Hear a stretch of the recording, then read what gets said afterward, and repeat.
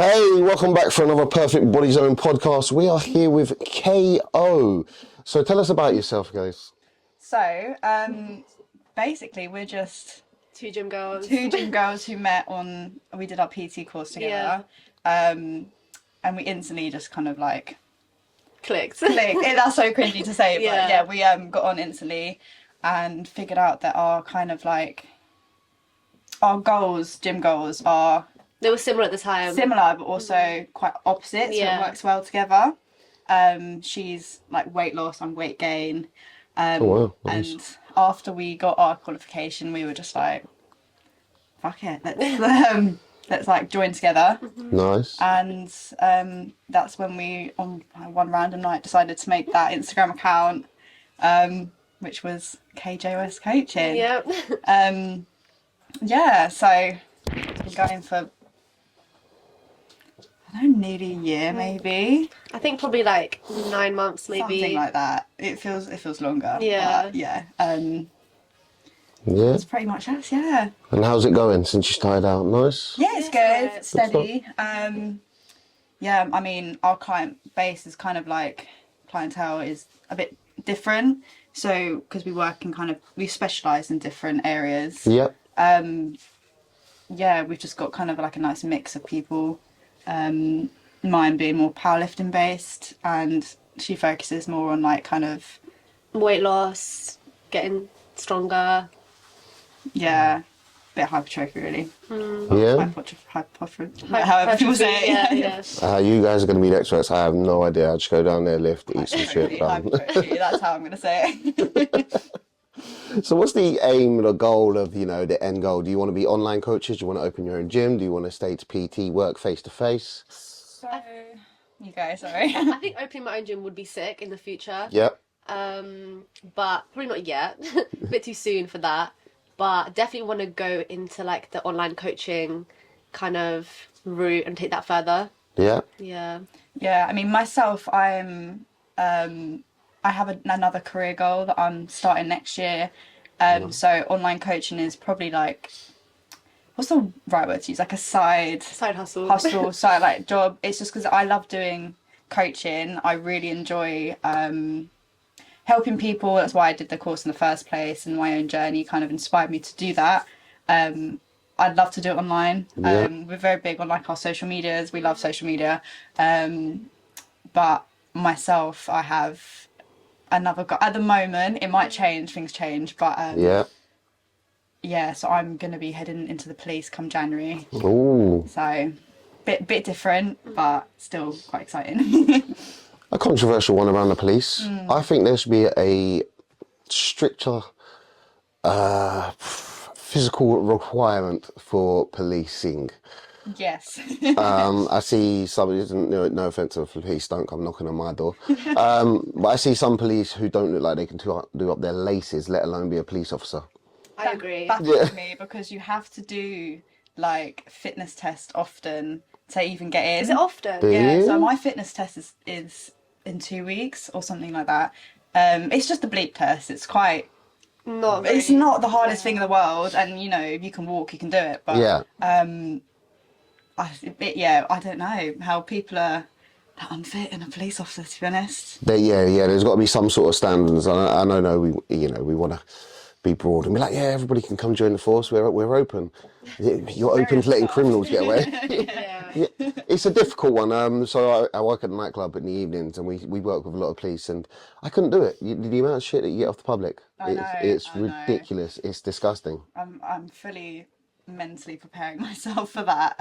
Yeah, well, some of those little roadmen. What are you gonna do, bruv? Stop it! You're just out of nappies. Unfortunately, it's just one of those things you've got to laugh at, because it's gonna be just the normal. It's gonna happen. Yeah, I mean, hopefully less. I mean, you'd think it would happen less in Eastbourne than in, like, for example, in the Met if you're in London. But Yeah. I don't know. I mean, Eastbourne's crime rate's going up, and I don't know, it might just be as bad. I'm not sure. No, unfortunately, there's roadmen everywhere. There's probably some desert island somewhere, and somebody's heard some roadman shit, and he's walking around his island by himself. What are you looking at, bruv? Yeah, definitely. So with your online stuff, obviously police force is going to be one Yeah. thing. With your online stuff, are you going to do a lot more content, a lot more videos, a lot more help, probably YouTube channels? Are you going to build your KO there so you've got a plethora of knowledge and value for people? Yeah. Ideally, yeah. I mean, she does a lot of TikToks, Yeah. which is. I mean, it's. I don't know. It's great for exposure. TikTok can be great I if think you that's use the it the right way. I think that's now like the quickest way to kind of get more views and get more people. TikTok's crazy, yeah. Yeah, because YouTube I feel like is the slowest. I feel like YouTube, if we were to start, that would be the last thing that we'll do. Definitely need to build up our online Yeah. presence more on social media Yeah. first, I would say. But I mean, it's not off the cards. Yeah. It's definitely something that would be interesting to do. But yeah, I feel like I'll let her do that. She's very good with the social media. I kind of just. With the, I see a lot of people do the TikToks, a lot of influencers. You know, was it Jack's Fit? The geezer who's been gaining for his whole life and never gained. Don't get me started. But you know, everybody uses TikTok, and as you say, it's, you know, one of the best ones to use. You can really blow up overnight. I do a lot of TikToks nearly daily, but that's motivational talks. Yeah. So yeah, you never know where the TikTok can go. But coming back to your brand, one of the best things to do with YouTube is because it's owned by Google, if you can get some SEO in there, so, you know, fitness trainer or PT in Eastbourne as a title, when people search that, you're more likely to come up. Yeah. That's true. So, you know. True. And also YouTube Shorts at the moment. Oh, yeah, they're good. Bigger at the moment as well. It's like TikTok basically, just on YouTube. Yeah, really, really good. Now, I don't know how many people are, you know, implementing that within their PT stuff. It's definitely something we should consider. I don't know about you guys, but I think a lot of people, especially our age group, younger adults, teenagers maybe, I think Instagram and TikTok is kind of The main place. the main source of entertainment for a lot of people. Like you'll have so many people just sat on their phones, doom scrolling all day on TikTok. Did you call it doom scrolling? Doom scrolling, yeah. Oh shit, you lot are fucked. But yeah, honestly, like I reckon a good percentage of people our age will go to bed and instead of doing anything productive will be, I mean, I'm guilty of doing this, Yeah. we all are, but like sitting on our phones and just scrolling for hours. It's kind of like, it's just mind numbing really. Yeah. But that is where people see things, and that's where people are more influenced by TikTokers nowadays, and I feel like YouTubers. And I it's just how it is, I guess. Times change. Because nobody has the like Oh, she's gonna be offensive. no. What's it called? Might have to cut this bit out. Oh my god. Attention span? Yeah, that's it. It's Like, watching like a whole long video compared to like TikTok is like 30 seconds or like 10 seconds. Well, I got a notification from TikTok the other day, and they said, "Oh, you can load up longer videos up to 60 minutes." No one's been Like, what the fuck? 60 minutes. No Yeah, one's what am I gonna do? Make a movie? I mean, you'd be surprised. I've caught myself watching illegal films on TikTok before. Really? Like, Wow. people post them. I'm just like, I've never seen this. One film different clips. Yeah, yeah. That's funny. Ah, That's yeah. awful. But I think that's good for when you're making content, you're creating content. Yeah. I don't see it much in maybe, you know, the PT world or fitness world, a part 1, part 2, part 3. But you'll see it on, you know, episodes or EastEnders or movies if you're like that. Jesus Christ. But I've never seen many part 1 for your shoulders, part 2 for rear shoulders, part 3 for... You can't really drag out that long though. Like It's best to keep it simple. Otherwise people are going to get confused as Yeah. well. Yeah. If you start putting in too many little details that maybe aren't necessary for beginners, people will just... Too overwhelming. Yeah, you don't want to go off on a tangent because, people are going to be like, okay, bored now. Yeah, Next. scroll. Yeah. Pretty much, yeah. And if the shorter the clips are, Yeah. the more times people are likely to watch it, which ups the view count on any social media really, like on Instagram Reels or TikTok. The same person could watch it 6 times and it doesn't matter, even if it's the same person, the view count will still be going up, Yeah. which then pushes it onto other people's kind of explore page or For You page, which just makes the exposure grow, I guess, rather than if it is like a 60-second video, that in hindsight is still quite short, Yeah. but No one's going to watch it all. for a teenage mind, they're going to be like, oh no, I'm bored next. So And they go back to that Doom, was it Doom? doom scrolling. What's the other one? The TikTok brain. TikTok brain. Yeah. Sorry, I haven't Yeah, heard that. I've heard brain that. rot. I've heard that as well. Brain rot. It's just, it is mind blowing how the attention span's gone, and you know, they got the TikTok brain, the brain rot, and now the doom scrolling. There's so many names for the way that people have declined. Yeah. Yeah, and it's Unfortunately. scary. Do you guys think you do talking videos? I would love to. I would get love my to as well. blooming microphone Yeah. to work. I have a really nice one. Yep. But we spent hours Yeah. like trying to figure out how to turn this thing on, how to connect it to my phone. I don't know if it's wasn't just working. overly complicated or maybe it's broken, but it wouldn't work. We tried. And then we videoed like half an hour's worth of footage and you can barely hear us. So it was useless, Yeah. unfortunately. That happens, unfortunately. I run a media company, and you know, sometimes you'd be filming for a bit, like, oh, didn't press record. That's shit. Or you didn't turn that mic on, or that lighting wasn't right in time to finish. Recording all these. Just fingers crossed. It'll just be just a clip of you two. I've cut myself out by accident. So what would be like your biggest like USP? Why would people follow you out rather than following somebody else? What are you going to put out there, maybe of value, something different?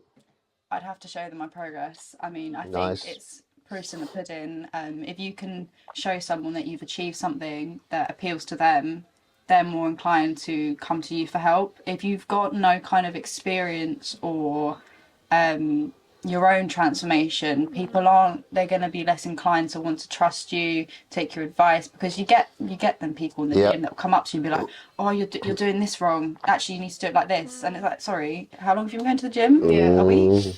Because somebody gets a qualification, do you think they should be a PT? No. And there's a few. There's some prime examples when I walk into a gym, and if I seen somebody giving me advice, I'm like, listen here, fat shit, you don't give me advice. Yeah. I mean, I in the least offensive way possible, the group of people that we did our PT course with, majority of them are amazing at what they do, but I think there was maybe one or two people that were just doing it for something to do, and like one or two of them that haven't even gone down the route of personal training, not really are that interested in it. Like 90% of our class went to the gym, stayed regularly, fit, and we have a friend, Niall, I don't know, he's an amazing bodybuilder. Yeah.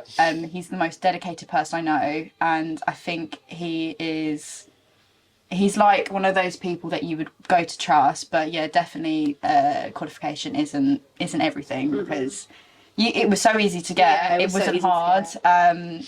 We did do it through a college, I feel like that made it so much easier though. It did make it easier, but also I think when you do it online, it's easier and not, because you can get it done quicker. It took us 9 months to get ours.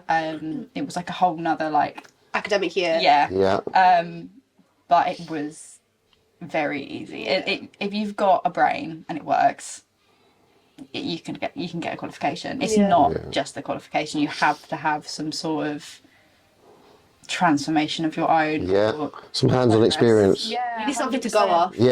But yeah, I think that's what's wrong with society in the world now. I think everybody's wants to be overqualified, but they're all underexperienced. 100%. You know, it's fairly easy that we can go online and get certificates in different areas, and then say, well, I'm qualified, and also you get the people who look down on others, like, well, you can't talk to me like that. I went to uni. I'm educated. You're like, you're not educated at life, and if you go through London, you'll get robbed because you're not street smart or something silly like that, or you know. Experience. Yeah. You have to have life experience, especially in what you want to specialise in as well. Yeah. Like you can't just one day wake up and be like, I'm gonna be an online coach because, you know, I like the gym. I've been going, but I think you can go to the gym for 5 years and be a better online coach than someone that's just gone to the gym for like 6 months and wants a qualification. Yeah. It's like it really you just have to be able to be like, this is my kind of experience, my progress, here you go. And then if people like that, they'll come to you, and if they don't, they'll go elsewhere.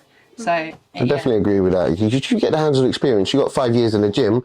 Just because you haven't got the qualification to say you're a PT, that doesn't mean you haven't had 5 years of moving around gyms, talking to different PTs, talking to different bodybuilders, talking to people who have transformations, transformed yourself, tried out things yourself, tried out different classes. Like all that is still knowledge. Just because you haven't got the certificate, that's you know. You still learn what you would have learned in the course. Yeah, and like you say, a prime example is it was a very easy course for you guys to complete, whereas you've probably picked up more knowledge together, working out, 100%. going to do things together, going to different gyms, you know, you get different trials, you're meeting different PTs, you're probably picking up more knowledge doing that.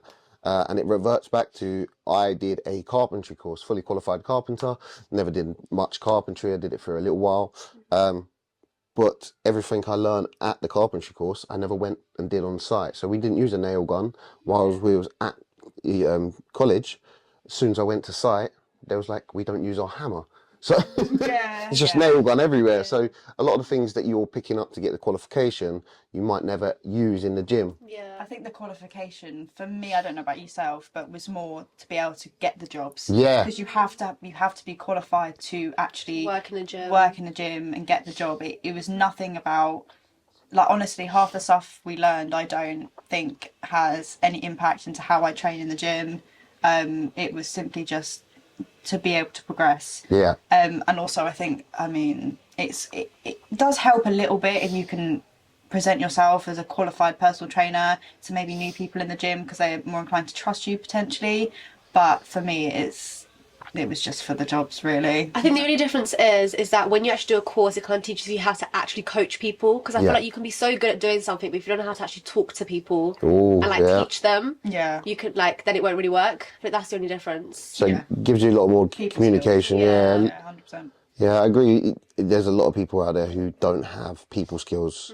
They might be very knowledgeable. They might have that hands-on experience, but you'll talk to them for a few seconds. You'll be like, I do not want to work with this person. I don't need to be around this person. And it sucks, because they could be really good coaches. They could be good business owners, whatever they're doing, but lack of people skills and communication can really fuck people up. Yeah, definitely. Yeah, you can't ever come across as rude either. I mean, some people might not mean to, but I wouldn't name any names, but I've seen firsthand, I'm just like, the way that some personal trainers talk, it's like, you might not be meaning to be rude, but it's a bit kind of condescending a little bit. Yeah, you get a lot of that. But again, I think that comes back to a lot of trainers. One, they can look really good and feel really good, so they start having that little bit of an ego above themselves. And I did it for years. I wanted to get in the best shape possible. And, I went down the gym for ages, took loads of gear, and got absolutely ripped.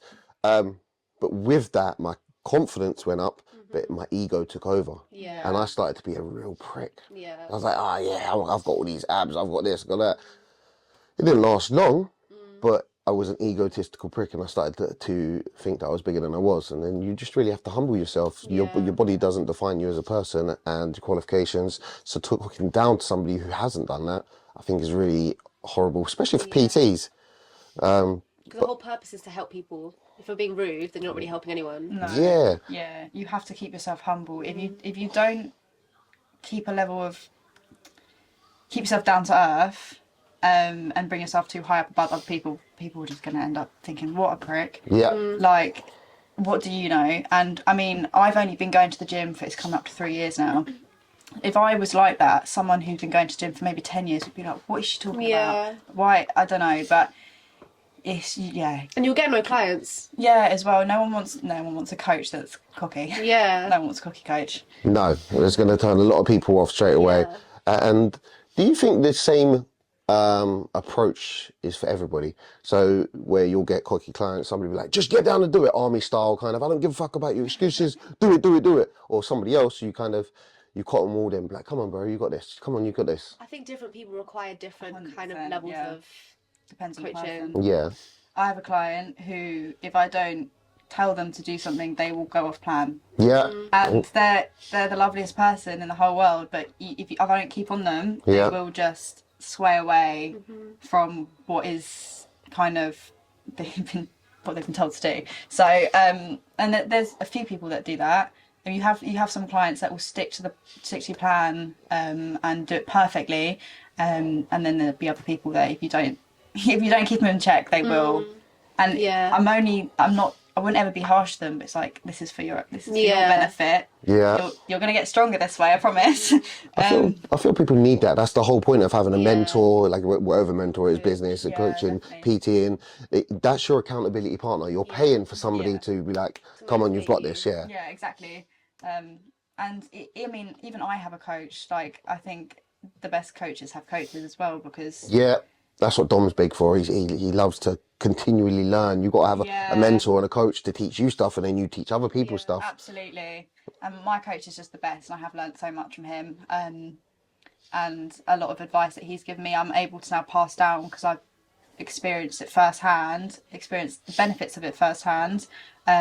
So I can kind of be like, this works for me, this will work for you in your situation, we'll do it this way rather than that way. And yeah, it goes a long way having that kind of mentor to help you through, especially when you're first starting out. When I first started out doing powerlifting, I didn't really know what I was doing. Yeah. I know how to lift weights, and I know what like the gym was, and I've been going to the gym for ages, but it was the actual doing it properly part, making sure I don't hurt myself, and then just little things to tweak to get the numbers up, pretty much.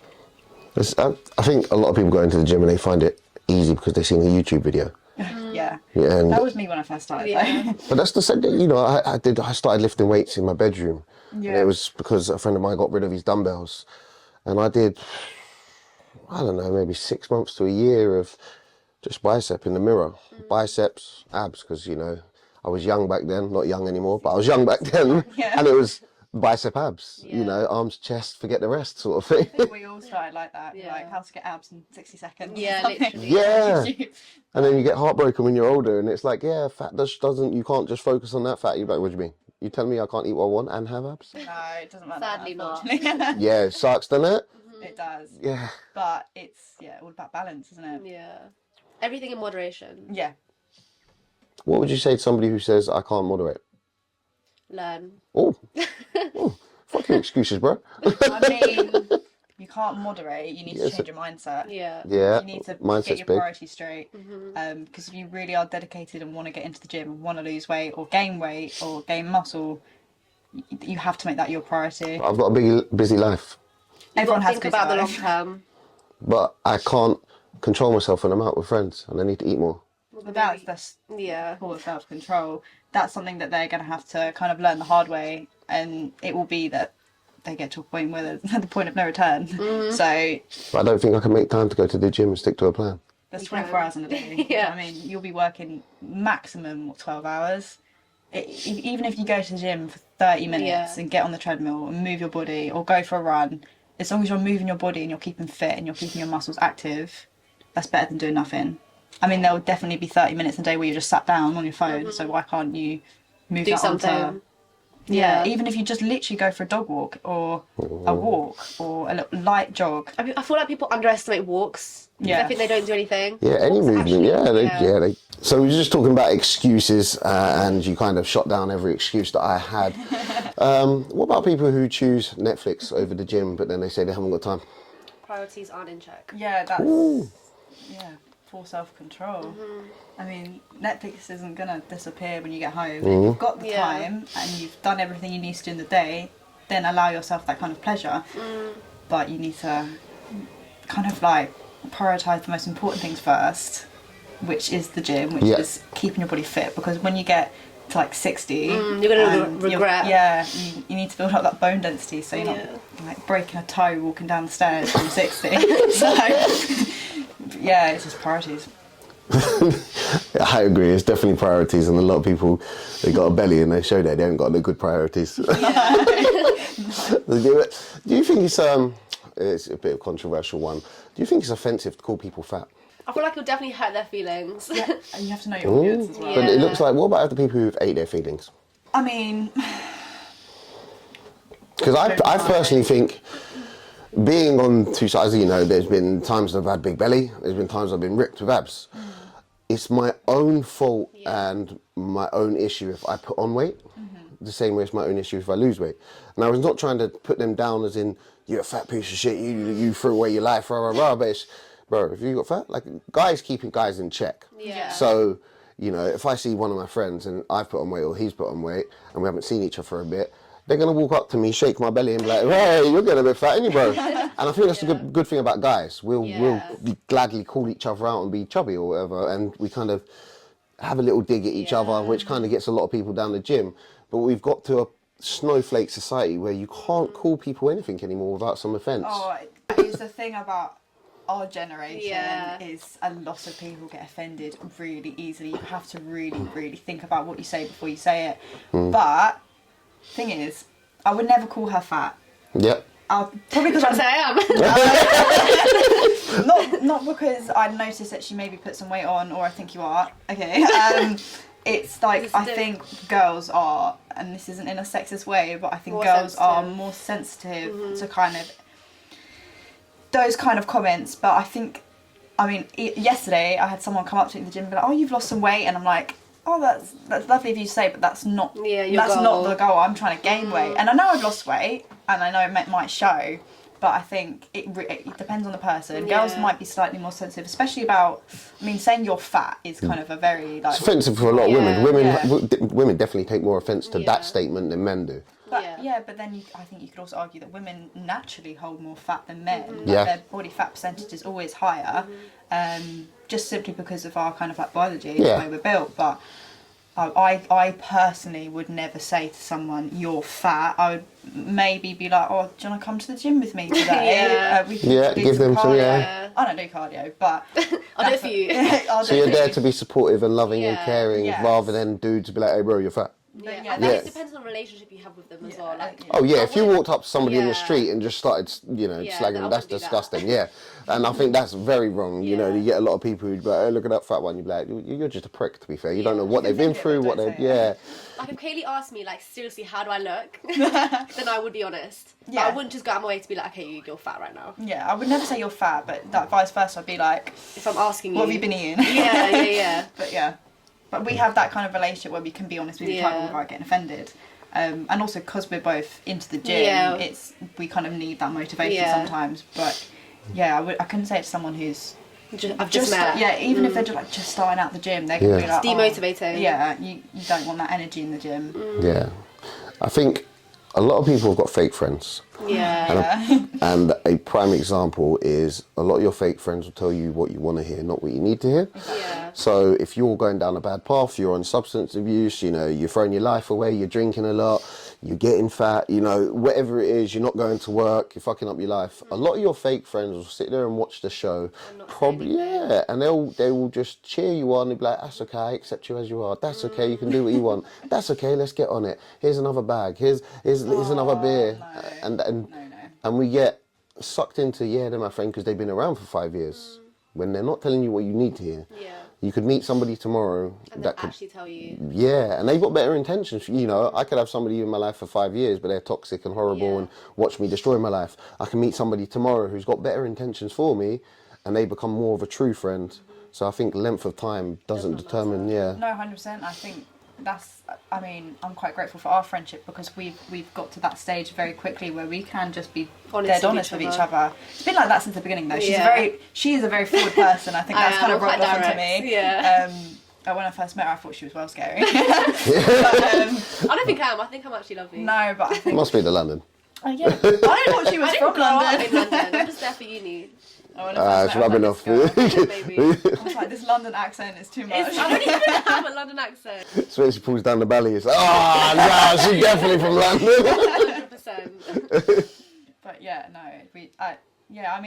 I've got a few close friends, but she's definitely up there with we get along so well because you can see a lot of chemistry and a good relationship here. I'd like to think so. We went on holiday together recently and I thought I was going to be sick of her by the end of it. I thought we'd get annoyed at each other at least like a couple times. No, but honestly you couldn't stop laughing the whole time. It was just, you have to have those kind of friends in your life because when you surround yourself by fake people, you kind of, people's kind of attitudes and the way that they treat people will rub off onto you. I don't know if you've ever seen that picture of like a mouldy strawberry next to like a really nice strawberry. It's kind of like who you surround yourself with is so important. And it's like when boys are like, my mate's cheating on his girlfriend, but I'd never do that. Like, you will. But you might. This is what you're surrounding yourself with. And that's just not to say everyone would, but definitely. Like, why would you surround yourself with that person if you don't agree with their like lifestyle? No. Yeah, lifestyle, morals, choices. I think you can try and help people as much as you can, but at a certain point you got to realise if your 5 friends are the most negative people in the world, you're going to be the average of your 5 friends. And at some point, you can't save everybody. Yeah. And I had to get over that many times. I always thought I could save something. When I started reading books, I was trying to get all my friends to read books. They're like, fuck off, you're fucking annoying. But I'm like, it changed my life, bro. They're like, yeah, but you're annoying. And I had to distance myself from a lot of people and kind of go on my own journey, because there's a lot of people that we can't save. A lot of people don't want to change, and that sucks. No, definitely. I think... no, you go. I forgot what I was going to say now. Sorry. I feel like everyone's too comfortable now to be in their own little bubble, and they don't like reaching out or like exploring anything new. They're just a lot of people don't like change. Yeah, they're just stuck in change their own little... But change is so important. Yeah. It builds you. Yeah, life experience builds you, going down different paths, meeting new people, experiencing life, getting yourself out into the world rather than restricting yourself to, these are my 3 friends. Yeah. They might be kind of annoying and I might get annoyed at them all the time. They're a little bit toxic, but at least I can't be bothered to make new friends. No, don't do that. Yeah. And it also comes back to what you're not changing, you are choosing. So if you've got toxic friends and you decide not to change them, you're choosing toxic friends. If you're in a toxic relationship and you keep going, oh, he keeps cheating, she keeps cheating, you haven't changed that. You choosing that, and it comes again back to the victim mentality. A lot of people are choosing the negative lifestyle they live in, 100%. And then they'll say, I can't believe I'm such a victim. I can't believe this has happened to me. You're making yourself a victim. Yeah, you've been choosing this for 5 years. Yeah. Stop complaining about it. This is your choice. Yeah. You've got to lie in it now. But I do believe that people can change though. Like with enough kind of motivation and kind of have to have something to change for. I think. I feel like some people need to hit rock bottom to then change. To then become the best version of themselves. Which I think is a lot of people's reasons for starting the gym as well. Like I know mine was, I had completely just become the worst version of myself. I was probably eating about 200 calories a day, not a joke. Wow. And I was about 45 kilos, skinniest I've ever been, but I thought that was amazing. I thought, oh my gosh, I'm so skinny, and that stems off of social media as well, like beauty standards. But then when you realise actually I'm really not healthy, and people around you are kind of like, you eating, like what's going on? You're not looking very well, and you kind of look dead. It shows in your face. You're skinny. You're very bony. And then when I realised that, and it took me a while to realise that, then I was like, okay, I need to sort my shit out, because this isn't gonna work. This is not like a long-term thing. I can't live like this. And then the gym came. Well, I started the gym, and honestly, changed my life. And that's not like me saying it lightly. It actually changed my life. The person I am now is such a different person to the girl I was 3 years ago. Yeah, it's unreal. Yeah, 100%. Even a year ago, I'm a different person. I think that's why going to the gym and just keeping your body active and just healthy is such an important thing, and it should be a necessity. Everyone should do it. It's weird to think that not everybody goes to the gym. Yeah, I feel like there's a lot of people that don't. I don't know what people do with that extra time. What do they do if they don't go to the gym? That's like 2-3 hours of our day gone. Yeah, what do you also like? Doom scrolling. Yeah, but surely not for that long. Do you not look at yourself and think, oh, maybe I should? Not that everyone looks bad that doesn't go to the gym, but surely you'd be like, maybe I should try going for a run today. Self-development's hard to get into people who don't self-develop. So Dom's a big one on self-development in all areas. He's always looking for mentors, coaches, books, online courses. Like, he's very good at taking in knowledge. Yeah. And I think people who've got a first knowledge, like you guys did the course, now you're turning it into a business and you want to develop in your areas. Once you have that thirst for knowledge and self-development, your whole life opens up and changes, because you'll never see things in the same light again. No, and you always think about, I don't know what I don't know, so you're willing to learn more. But people who don't have that, people who don't aspire to even try that, they will go to the same job, to the same club, to the same restaurant, to the same shop, and then they'll just do that. And then they'll wonder in 5 years why their life didn't change, why they didn't earn more money, why they're unhealthy now, why they put on weight, but they didn't change anything. So it's very hard to say to somebody, read a book that will change your lifestyle, go to the gym that will change your mindset, your confidence and your lifestyle, get a mentor, get a coach. This will change all areas of your life. And I can't understand now how I thought before, because I would always be blaming everybody else. Yeah, 100%. I worked in a factory for 3 years, 4 years. And I was just an angry dude at the end of a line, and I was like, it's my boss's fault and I got no money. Didn't have nothing to do with me drinking nearly every single day. Had nothing to do with me just wasting it the weekend. I didn't really go to the gym as much. I didn't really have any aspirations. I didn't read any books, but I was always blaming my boss's fault. It's his fault that I have to ride the push bike up to the work and it's 3 miles. It's my fucking fault spending money on alcohol rather than getting driving lessons. Yeah. I think that's another really controversial topic, is a lot of people our age spend Friday, Saturday, every single weekend drinking in clubs, spending all of their money on alcohol, and I think it's a really toxic kind of cycle to get yourself into, because you can balance, you know, kind of pleasure and going out and doing stuff with other important things in your life, but when you let it consume your life and that's what you look forward to the weekend, rather than, because we look forward to going to the gym. Yeah. It's like we go in the evenings and we're like, this is going to be so fun, we're doing this and that. We'll do that on a Friday night, whereas I'm not trying to compare in a negative way, but it's just... try and not do that every weekend kind of thing. Like, it becomes your purpose. It does. It becomes the thing you live for, the thing that provides you that kind of happiness. But it shouldn't be like that. But don't get me wrong, like, I've done it. I've been to clubs. I think a lot of people our age have. I've had alcohol, like every teenage girl. But what I really make sure I don't do is let it consume my life, because it's this really hard kind of thing to come back from. And also the effects that alcohol has on your body, the amount of calories that's in alcohol.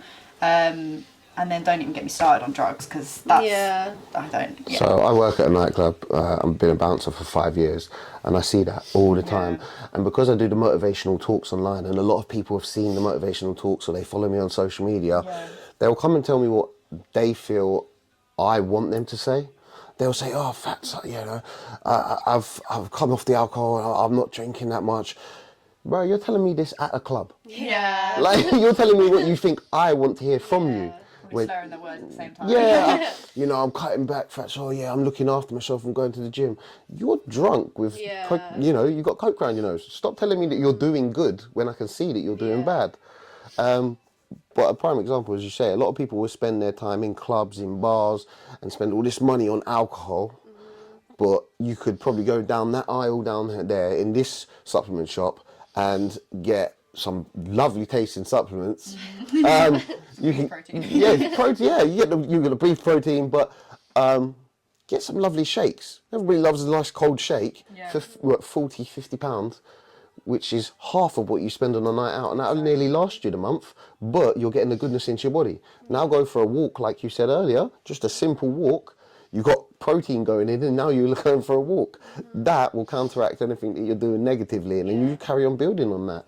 It's so easy to make that change. Like, when you think about it in that light, all you've got to do is go to the shop and go out your house for 30 minutes. Is it that hard? But a lot of people will say yes, it is, because you have to make that change. But it's just a choice that you have to make. And once you've made it, I think once you've started, there is no going back. It's always something that you're going to feel like you want to do once you've started as well. You have that urge to just go back. And the endorphins after you go to the gym and the way you feel after, it's such a addictive feeling that eventually you're just gonna fall in love with it, like we did. Addicted. Yeah, I think it's something about, like, it takes like 6 months or 3 months to like build that habit in your brain, and it becomes normal. I think it's 3 months, something like that. And once you've kind of, that's ingrained in your brain, then it's just the biggest step up that you can take. Becomes part of your lifestyle. Yeah, definitely. Yeah, massively. You got the 30-day challenges. Try anything for 30 days. If you don't like it, then you can get rid of it. But most people at the end of 30 days, they've pushed it so long, they're like, I could do another 30 days. And then, as you say, it'd be that 3 months, 6 months where it becomes second nature. Yeah. We didn't learn how to drive a car just by getting in a car. But you drive for a few months, it's become second nature. It's easy as walking, literally. It's like learning to ride a bike as well. Once you can do it, you can do it. And there's no going back. It's just something, like, I think even if you go to the gym for 2 years everything you've learned is still going to be up here. Yeah. Even if you take a year off, once you come back to it, you've still got that knowledge. And having that knowledge is the most important thing, because then you're not stuck in that same way of, I don't know what I'm doing in the gym, I don't know how to go about this, I don't want to go to the free weight section, I don't know how to use this, don't know how to use that. Because once you know, you know. And that also stems back to asking people for help, asking questions, and just trying to know as much as you can. Very much, yeah. So just wrapping up, if somebody's listening to this, watching this, they want to change their life, but they've got all the excuses that you shot me down on earlier, what would be your biggest advice for somebody who may want a coach, who may want to go to the gym, but they just haven't taken that leap yet? Other than DMing you guys and getting a coaching. Don't rush into it. Make sure the coach that you get is the right one for yourself. You want someone who's kind of experienced the same things as you, so that you relate to them in a way, and also, just look out for the people that also present themselves as a coach, but maybe. Oh, little snakes in the grass. Them ones. I mean, there's not many, but just, I mean, a lot. I get so many messages like to be coached by certain people. I'm like, but I can't relate to you in any way. You got to be, you got to be likeable, relatable, on a level, and get along with them as well. Someone friendly. It's like your friend, yeah, your coach should be your friend. I know my coach is my friend. I hope so. But yeah, I couldn't be coached by someone which I'm intimidated by as well. Or scared of. Yeah. Friendly face that you want to be able to go to for help and advice, rather than being nervous to show, like, maybe if you've done something wrong, you'd be too scared to tell them. So it's just, pick the right person. Yeah. For yourself. And that might not be us, it might be someone else. Yeah. But at the end of the day, you've got to do what's best for yourself. Yeah, so 100%. And where can people find you online? Instagram. Instagram. Our account is KJOS Coaching, or our main Instagram. I mean, to be honest, probably better off getting a hold of me on my main Instagram account. I don't know about yourself. Yeah. But, on my main. So yeah, that's just our names. So yeah. Lovely. Thank you very much for coming on, ladies. Thank you. It's been great. Interesting. A lot of waffle. Hey, we're out, guys. Peace.